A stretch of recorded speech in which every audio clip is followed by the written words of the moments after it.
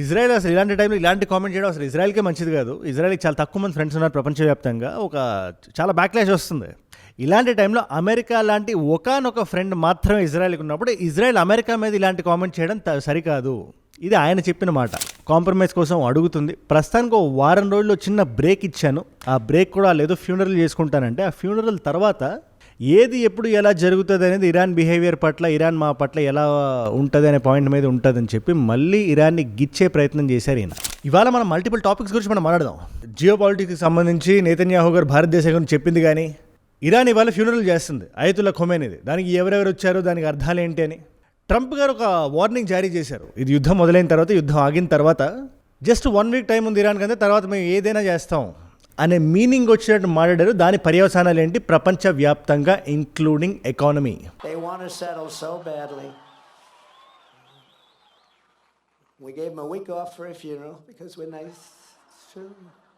ఇందులో ఉన్న ప్రతి ఒక్కటి మనం డిస్కస్ చేద్దాం, కానీ వీటిలన్నిటికన్నా ఇంపార్టెంట్ విషయం ఒకటి ఉంది. అది మనందరినీ కనెక్ట్ చేసే విషయం. అది క్లుప్తంగా చెప్పేస్తాను. ఇన్స్టాగ్రామ్లో సబ్స్క్రైబ్ అనే ఆప్షన్ కొత్తగా వచ్చింది. దీన్ని రకరకాల వ్యక్తులు రకరకాల విధాలుగా వాడుకుంటున్నారు, ఎక్స్ప్లోర్ చేస్తున్నారు.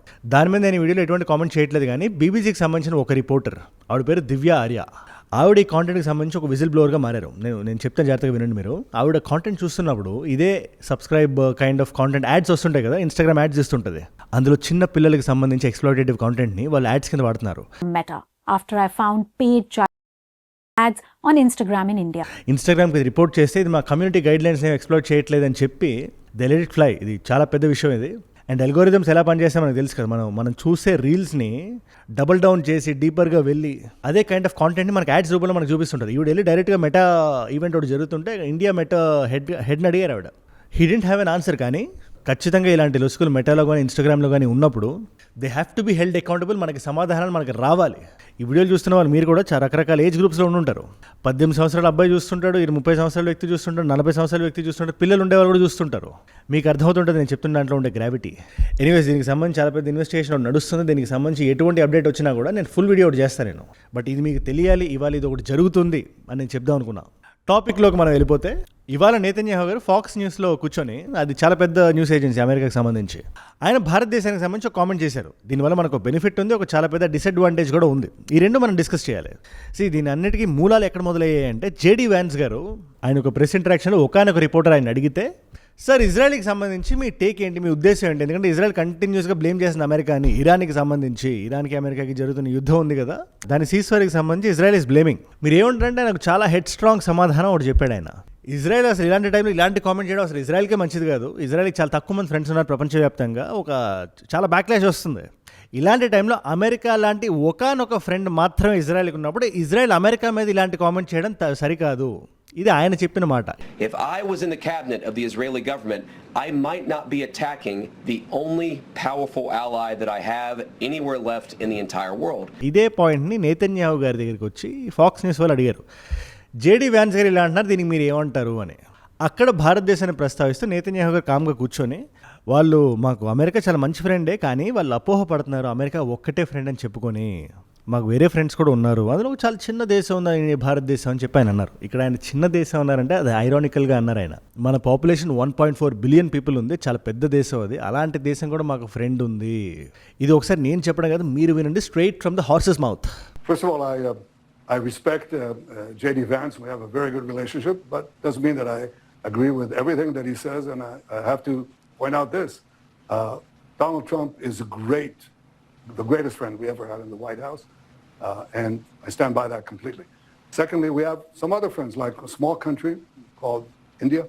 You know, it has 1.4 billion people. Point ఇక్కడ చాలా సింపుల్. ఇవాల్టి కూడా there is a lot of backlash. ఇజ్రాయెల్కి సంబంధించి గాజా పట్టీలో ఏం చేస్తుందని, లేదా కొంచెం యుద్ధోన్మాదంతో ఉంటుందని చెప్పి lot of countries will believe. ముఖ్యంగా ఇస్లామిక్ నేషన్స్ ఏవైతే ఉంటాయో they have a very strong belief Israel మీద. ఇజ్రాయెల్ అసలు ఉండకూడదని చెప్పి మాట్లాడుతుంటారు వాళ్ళు. అలాంటి ఇజ్రాయెల్కి సంబంధించి ఒక సర్వే కండక్ట్ చేస్తే భారతదేశంలో రెండింటి గురించి నేను మాట్లాడతా. అందులో 32% ఆఫ్ ద పీపుల్ ఇజ్రాయెల్కి మొగ్గు చూపారు, 28% ఆఫ్ ద పీపుల్ కాదన్నారు. మిగతా వాళ్ళు న్యూట్రల్గా ఉన్నారు. బట్ దీనికన్నా ఇంపార్టెంట్ సర్వే ఒకటి ఉంది, అది జెన్జీ మీద చేసింది. 18 నుంచి 28 ఇయర్స్ మధ్యలో ఉండే వాళ్ళ మీద మాత్రమే సర్వే చేస్తే అందులో వచ్చిన ఫైండింగ్స్ ఏంటో తెలిసి మీరు షాక్ అవుతారు. మీరు ఇండియాకి సంబంధించింది.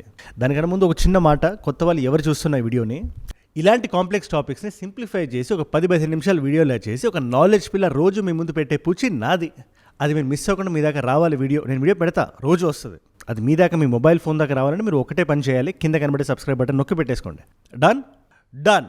ఓకే, ఈ సర్వేలో కూడా అడిగిన క్వశ్చన్స్ ఏంటి, మీకు ఇజ్రాయెల్ అనే పేరు వినగానే మీ మైండ్లో వచ్చే ఫీలింగ్ ఏంటి, what you think about Israel? ఇది బేసిక్ క్వశ్చన్.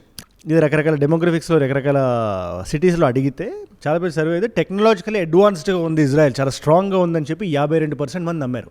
చాలా మాకు ట్రస్ట్ వర్ది పార్ట్నర్ అని చెప్పి అడిగిన వాళ్ళు 45% మంది చెప్పారు. ఇండియా సెక్యూరిటీని అర్థం చేసుకుంటుంది అని 46% మంది. ఫేవరబుల్ టైస్ మాకు ఉన్నాయి అని 42% మంది. డెమోక్రటిక్ వాల్యూస్ ఉన్నాయి ఇజ్రాయెల్కి అని 37% నమ్మారు. ఇది హిందీ హార్ట్లాండ్కి సంబంధించి దీనికి మళ్ళీ ఢిల్లీ అని, ముంబై అని, చెన్నై అని, బెంగళూరు అని ఇలా రకరకాల సిటీస్కి రకరకాల ఆప్షన్స్, రకరకాల పర్సంటేజ్లు బయట ఉన్నాయి. బట్ ఇక్కడ అల్టిమేట్గా మనకు వినబడుతుంది, మనకు అర్థమవుతుంది ఏంటి, ఇండియాలో చాలా స్ట్రాంగ్ ఫేవరబుల్ ఐడియా ఉంది ఇజ్రాయెల్కి సంబంధించి. అట్ ద సేమ్ టైం ఒక సిగ్నిఫికెంట్ పాపులేషన్కి మనం 1.4 బిలియన్ పీపుల్ మనం. ఇజ్రాయెల్ మీద అంత మంచి ఒపీనియన్ లేదు. దాంట్లో ప్రప్రథమంగా జయరాం రమేష్ గారు ట్వీట్ చేశారు, దానికి అర్థం పట్టేలా ఉంది ఇది. ఆయన అంటారని క్లియర్గా, మీరు ఏదో మోదీ గారిని మోదాని అని పిలుస్తుంటారు ఆయన, అది ఆ టర్మ్ ఈ మధ్యన ఫేమస్ అవుతుంది, అదానీ గారికి ఎక్కువ ఫేవర్ చేస్తారని. బట్ ఇక్కడ అది కాదు పాయింట్. అది ఎవరిని ఎలా దూషిస్తారో ఇక్కడ మనకు అనవసరం. బట్ ఆయన చెప్తున్న పాయింట్ ఏంటంటే, ఎవరైతే ఈ గవర్నమెంట్ ఉందో గవర్నమెంట్ మాత్రం ఇజ్రాయెల్కి ఫేవరబుల్గా ఉంది, ముఖ్యంగా మోదీ గవర్నమెంట్. బట్ జనాలకి ఇజ్రాయెల్ మీద అదే కోపం ఉంది. ఆ కోపాన్ని మీరు మిస్ఇంటర్ప్రిట్ చేయకండి, ఏదో ఇండియా ఇజ్రాయెల్కి ఫేవర్ చేస్తుందని. రేపు పొద్దున గవర్నమెంట్ మారితే ఫారెన్ పాలసీ టువర్డ్స్ ఇజ్రాయెల్ కూడా మారుతుంది. సో మమ్మల్ని మీ ఫ్రెండ్స్ లిస్ట్లో కలిపేసుకోకండి అని చెప్పి జయరాం రమేష్ గారు చాలా పెద్ద పోస్ట్ వేశారు. ఆయన కాంగ్రెస్కి సంబంధించిన లీడర్ ఆయన. ఇప్పుడు ఇది కూడా కాకుండా ఎందుకు ఇజ్రాయెల్ పట్ల ఇండియాకి అంత ప్రేమ ఉంది అనే డౌట్ ఎవరికైనా వస్తే ఇట్స్ సింపుల్. పాకిస్తాన్కి సంబంధించి Israel foreign policy was always very strong. Non existent అని చెప్పట్లా, ఖచ్చితంగా అక్కడక్కడ అమెరికా ప్రెషర్ ఉన్నప్పుడు ఇజ్రాయెల్ విల్ ఫేవర్ పాకిస్తాన్. ఎందుకంటే ఏ దేశానికి ఆ దేశం ముందుకు వస్తుంది. కానీ ఓవర్ ఆర్చింగ్ థీమ్ కింద మనం చూడాల్సి వస్తే ఇజ్రాయెల్కి పాకిస్తాన్ పట్ల ఇజ్రాయెల్ కొంచెం డిస్టెన్స్ మెయింటైన్ చేస్తుంటుంది. That favours India. It's as simple as that. And ఇక్కడ ఇజ్రాయెల్ జియో పాలిటిక్స్ భారతదేశం తెలుసుకోవడం ఎందుకు ఇంపార్టెంట్, భారతదేశం మాత్రమే కాదు ప్రపంచం మొత్తం తెలుసుకోవడం అంతే ఇంపార్టెంట్. ఎందుకంటే ఇవాళ ఏదైతే మన అందరిని ఎఫెక్ట్ చేస్తుంది కదా, అది ఫ్యూయల్ ప్రైజులు కానీ, ఇన్ఫ్లేషన్ కానీ, రకరకాల దేశాల్లో ఇన్ఫ్లేషన్ నెంబర్స్ రకరకాల విధాలుగా ఉన్నాయి. అందులో భారతదేశం కూడా ఇట్స్ పార్ట్ ఆఫ్ ఇట్. 4% ఎంతో ఉంది. ఇదంతా ఎందుకు వస్తుంది, ఫ్యూయల్ ప్రైస్లు, సిఎన్జీలు, ఇది అది అని ఎందుకు? స్ట్రేట్ ఆఫ్ హార్మోస్ దగ్గర ఏదైతే జరిగిందో గత 4-5 మంత్స్గా అక్కడి నుంచి మొదలైంది, రైట్? అండ్ ఎక్కడో మనకి సీజ్ ఫైర్ వచ్చిన తర్వాత సర్దు మనుగుతాయి అనే థాట్ ప్రాసెస్లో మనం ఉన్నాం. కానీ ఇక్కడ 2 పాయింట్స్ ఉన్నాయి. పాయింట్ నెంబర్ 1, ట్రంప్ గారి మైండ్ సెట్ని ఎవరు డిసైడ్ చేయలేరు. ఆయన ఎప్పుడు ఎలా ఎందుకు మాట్లాడతారో మనకు తెలీదు. పాయింట్ నెంబర్ 2, అమెరికాకి ఇజ్రాయెల్ దగ్గర ఉంది. అమెరికాని ఇజ్రాయెల్ పుష్ చేస్తుంటుంది, ముఖ్యంగా ఈ యుద్ధానికి సంబంధించి. అది ఆగుతుందా లేదా అనే ఫైనల్ కాల్ ఖచ్చితంగా ఇజ్రాయెల్ దగ్గర ఉంటుందని చెప్పి నేను పదే చెప్తా వస్తున్నా. And that turned out to be true. మీరు జాగ్రత్తగా చూడండి, ఇక్కడ ఇవాళ మళ్ళీ ఇజ్రాయెల్ ప్రెషర్ పెడుతుంది. ఆ న్యూక్లియర్ ప్రోగ్రామ్ అంటుంది, ఇరాన్ అంటుంది, ఇది అంటుంది, అది అంటుంది, మనం మళ్ళీ వెళ్ళాలని చెప్తుంది. ఇదంతా ప్యారలల్గా ట్రంప్ గారు ఒక మాట అన్నారు. ట్రంప్ గారు స్పీచ్లో ఇది ఒకసారి మీరు వినండి ఫస్ట్. ఆయన ఏమంటారు, ఆయన World War I మనం గెలిచాం, సభాష్. World War II మనం గెలిచాం, సభాష్, కరెక్ట్. అమెరికా ఫస్ట్ వరల్డ్ వార్లోనూ విన్నింగ్ సైడ్ ఉంది, సెకండ్ వరల్డ్ వార్లోనూ విన్నింగ్ సైడ్ ఉంది. కోల్డ్ వార్లో కూడా మనం గెలిచాం. To an extent it's true, ఎందుకంటే యూఎస్ఎస్ఆర్ డిస్మాంటిల్ అయింది, రకరకాల దేశాల కింద ముక్కల కింద విడిపోయింది. ఇక్కడ వరకు ఓకే. దీని తర్వాత నేను చెప్పిన స్టేట్మెంట్ ఏదైతే ఉందో మనం కొంచెం జూమ్ ఇన్ చేసి చూడాలి. ఇరాన్ని కూడా మేము లెఫ్ట్ రైట్ సెంటర్ మేము తన్నాం, మేము అది మమ్మల్ని వచ్చి వేడుకుంటుంది, కాంప్రమైజ్ కోసం అడుగుతుంది. ప్రస్తుతానికి 1 వారం రోజుల్లో చిన్న బ్రేక్ ఇచ్చాను. ఆ బ్రేక్ కూడా లేదో ఫ్యూనరల్ చేసుకుంటానంటే ఆ ఫ్యూనరల్ తర్వాత ఏది ఎప్పుడు ఎలా జరుగుతుంది అనేది ఇరాన్ బిహేవియర్ పట్ల, ఇరాన్ మా పట్ల ఎలా ఉంటుంది అనే పాయింట్ మీద ఉంటుందని చెప్పి మళ్ళీ ఇరాన్ని గిచ్చే ప్రయత్నం చేశారు ఈయన. మీరు జాగ్రత్తగా వినండి. ఇక్కడ ఈ 1 వీక్ అయిన తర్వాత, ఫస్ట్ ఈ 1 వీక్ గురించి మనం మాట్లాడదాం. మనం ఈ 1 వీక్ అయిన తర్వాత ఏం జరుగుతుందో అది నేతన్యాహు గారి మీద, ట్రంప్ గారి మీద డిపెండ్ అయ్యి ఉంది. అండ్ ఏదైతే ఫ్యూనరల్ గురించి నేను మాట్లాడారో that funeral is also very, అది ఇప్పటిదాకా జరగట్లేదు ఏంటి అనే డౌట్ ఎవరికైనా రావచ్చు. ఎందుకంటే అది అయతుల్లా ఖొమైనీ గారిది. అది ఎప్పుడు జరిగింది, అది మార్చ్ 1st వీక్ ఏ టైంలో జరిగింది. అది అప్పటి నుంచి ఇప్పుడు దాకా ఎందుకు హోల్డ్ చేశారంటే, ఒకవేళ ఆ ఫ్యూనరల్ కానీ చేస్తే స్ట్రేట్ రైట్స్ మొత్తంతో, ఆయనే కాదు ఆయన ఫ్యామిలీలో చాలామంది చనిపోయారు చిన్నపిల్లలతో సహా. దాన్నే ఒక బెనిఫిట్లో చూసి అక్కడ ఏదైనా ఒక మిజైల్ వదిలితే టాప్ బ్రాస్ లీడర్షిప్ మొత్తం ఎగిరిపోద్ది ఒకటే షాట్లో. సో ఆ భయంతో వాళ్ళు హోల్డ్ చేశారు ఇప్పుడు దాకా. ఇప్పుడు అట్లీస్ట్ ట్రంప్ గారు బహిరంగంగా బయటకు వచ్చి 1 వీక్ నేను ఏం చేయను అంటున్నారు కాబట్టి అది పెట్టుకున్నారు. అండ్ ఏ దేశాలు వచ్చాయి, ఎవరెవరు వచ్చారు ఇక్కడ తెలుసుకోవడం మనకు చాలా ఇంపార్టెంట్. ముఖ్యంగా రష్యా ఇస్ ఇరాన్స్ ఫ్రెండ్ అంటారు కదా. రష్యా నుంచి ఏమైనా టాప్ లీడర్షిప్ వచ్చిందా? రాలేదు. వ్లాదిమిర్ పుతిన్ గారు రాలేదు. ఎందుకంటే ఇలాంటి టైంలో ఆయన దేశం బయటికి రావడం I don't know. But Dmitri Medvedev అని చెప్పి ఆయనకి చాలా మంచి రైట్ హ్యాండ్ మ్యాన్ లాంటి వ్యక్తి. ఆయన చాలా చిన్న స్థాయి వ్యక్తి అనుకుంటుంటారు, కాదు. ప్రస్తుతానికి ఆయన ఏం పోర్ట్ఫోలియో హోల్డ్ చేయకుండా ఉండొచ్చు, ఆయన పెద్ద మినిస్టర్ కాకపోవచ్చు. కానీ రేపు పొద్దున వ్లాదిమిర్ పుతిన్ ఏ డెసిషన్ తీసుకోవాల్సి వచ్చినా ఈయన్నే కన్సల్ట్ చేస్తారు. అంతెందుకు మొన్న చిన్న బ్రేక్ తీసుకోవాల్సి వచ్చింది ప్రెసిడెన్షియల్ పవర్స్ నుంచి. ఆయన పక్కకి వెళ్ళి మోస్ట్ ట్రస్టెడ్ పర్సన్ కింద ఈయన్ని కూర్చోబెట్టారు అక్కడ. సో అలాంటి వ్యక్తిని పంపించారంటే it's a statement from Russia both to Iran and to the world. సరే, భారతదేశం నుంచి ఎవరు వచ్చారు? భారతదేశం కూడా ఇరాన్కి న్యూట్రల్గానే ఉంటుంది కదా. భారతదేశం నుంచి మోదీ గారు వెళ్ళారంటే మోదీ గారు వెళ్ళట్లా. దానికి రకరకాల కారణాలు ఉండొచ్చు. పాయింట్ నెంబర్ 1, ఆయన ప్రస్తుతానికి ఆయన ఒక టూర్లో ఉన్నారు. ఇండోనేషియా, ఆస్ట్రేలియా, న్యూజిలాండ్ టూర్ అది.